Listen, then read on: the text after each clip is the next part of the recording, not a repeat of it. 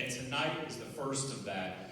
This is a series. You may not have known that, but tonight is the beginning of a series of concerts called Broadway to Greensboro, bringing artists to Greensboro to conduct master classes at UNCG and provide top-notch performances and concerts here at Wellspring. We'll have 3 of those concerts each year, and in the next week we hope to announce our next one. And this concludes each year with a 4th concert called Greensboro to Broadway, which will feature the students of the musical theater program at UNCG performing for us. We are delighted to have UNCG musical theater students here tonight. Through this collaboration with Wellspring and this great program we've put together, get to work with idols of theirs. And I think I know I speak for them saying that Jessica is one of those people to them. And so the opportunity to bring people of her caliber to Greensboro to work with our students is just huge for us. And we are a small program and a select boutique program that trains 7 students per cohort. And we do that to really focus on all of them as individuals. And it's through experiences like this with artists like Jessica that they can just really grow and find their own voice. And that's what we're all about, is helping them distinguish what makes them special and what makes them castable, like Ms. Vosk did a while back. So thanks to the UNCG folks, and thank you all for being here and supporting this new collaboration between Wellspring and UNCG.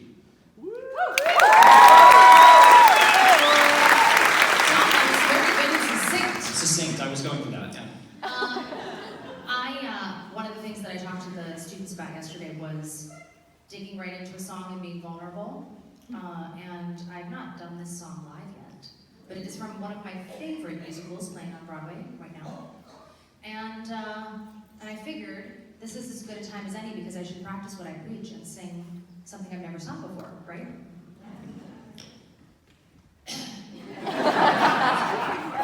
Thank you, John.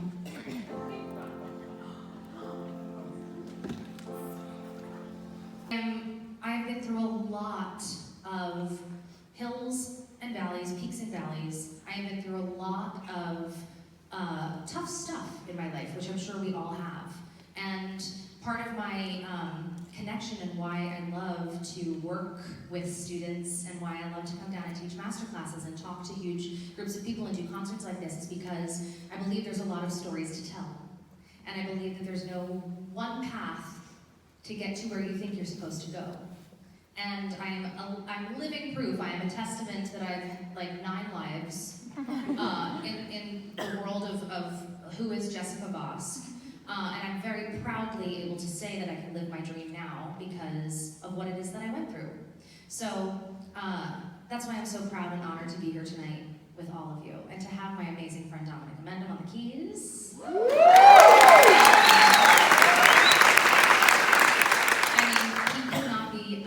Better human being to work with. And so the next song that I'm going to sing is probably why I wore this jumpsuit. It's a 70s song. Do I have any Melanie fans? A little bit about where I grew up in Jersey.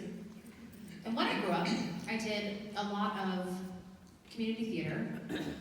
For example, I was Annie. They cut my hair short, dyed it red. I was really popular in school at that time. But you know, I committed. That's what we do. We're method.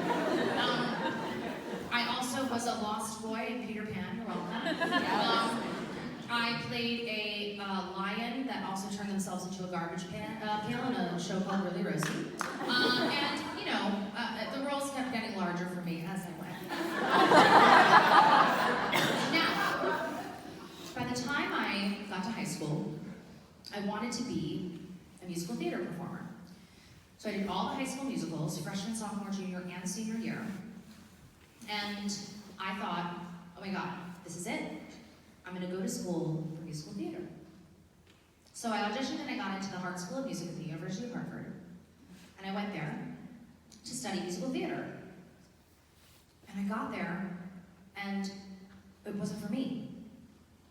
Even though I loved musical theater, I couldn't understand why wanted to just leave the program and do it for real. To go into New York and audition for real, and I couldn't sit in a classroom, and I felt like something was wrong with me, and I called my parents, and I said, I think this is not for me. And they said, okay, we'll come back to Jersey, go to a state school, it's cheaper.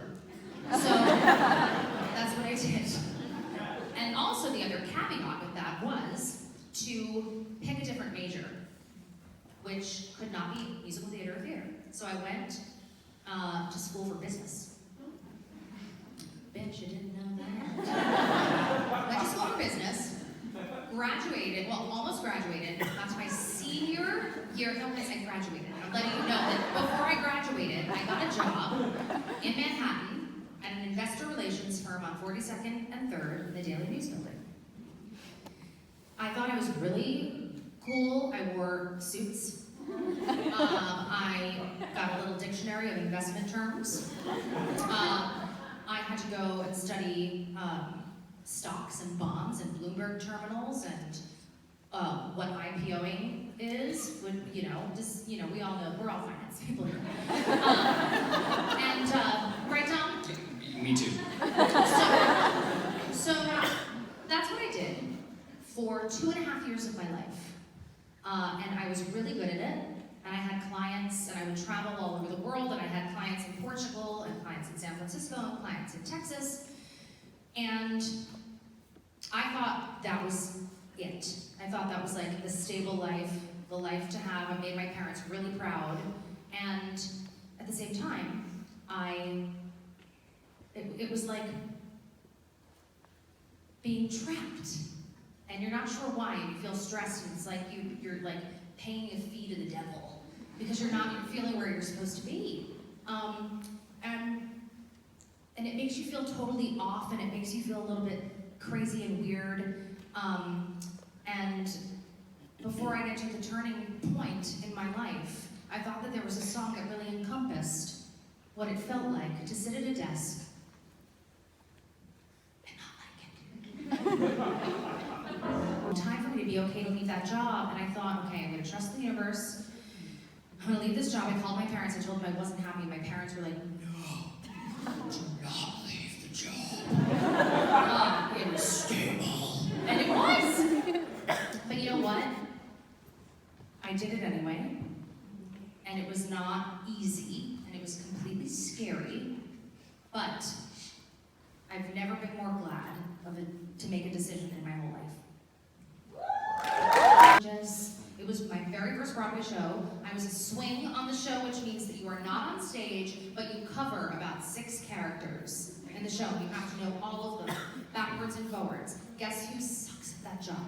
I am so bad at it, I will tell you until the dawn of time, until life ends, that is the hardest job on Broadway. You have to know that many roles at once, and at the drop of a dime, go on stage whenever. I'm not kidding you, this is exactly what happened when I had to go on stage, my Broadway debut. Somebody fell ill in the middle of the show, God bless, Tun.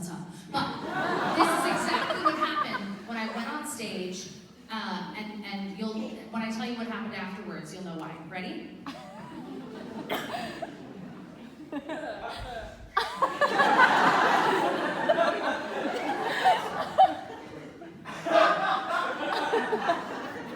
No idea. Studied number once. No idea. Made the dance captain stand on the side of the stage and be like, oh, you got it right.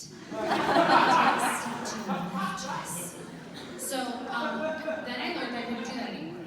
My second show was Finding Neverland. You guys another show based on a film, and it was so much fun. And it was a role that I kind of got to create. It was an ensemble role. Then from Finding Neverland, I left to do the revival of Fiddler on the Roof. Now, Fiddler on the Roof,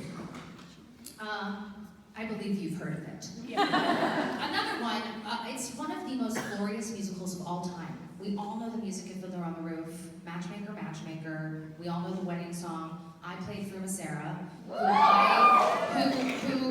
I call her an angry dead wife. She's just angry. She comes back, she haunts her husband, but she also flew in. I was on a 15-foot platform. It was my very first time getting to do something like that. I had to paint my face completely white with like pink eyes, and I mean, I really went far and put some glitter on there. I'm surprised I didn't get fired. On top of that 15-foot platform, there was a stage manager, bless his heart, that had to stand underneath it and walk me on stage. And he pushed me on stage, and every now and then, he would trip on his ankle. And I thought I was gonna die. So I called her Dead Alphaba.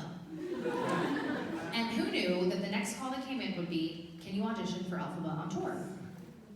And I thought, well, yeah, I've kind of thought, I mean, growing up, I was never like, I want to play Alphaba. I was more like, I want to play Eponine in Les Mis. Yeah. But I went in and I fell in love with the role of Alphaba. Have you all seen Wicked? Do you? So I got the chance to play the role on tour. And I left Fiddler, I will never forget it, I left Fiddler on a Sunday, and I joined Wicked on a Monday.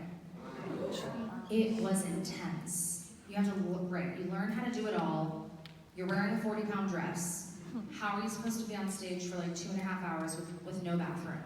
I used to be like, can somebody send me a pair of Depends? Anybody?